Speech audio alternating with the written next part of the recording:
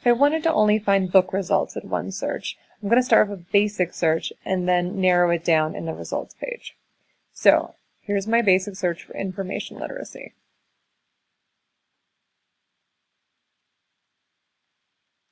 As you can see, it's not just books, it's all information about information literacy.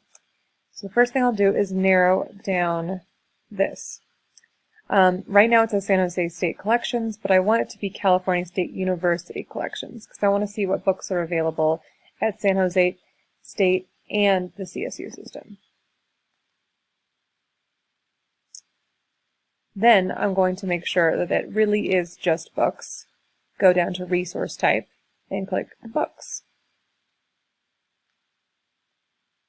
So it looks like I have a little more than 3,000 books available to me about information science in the CSU system.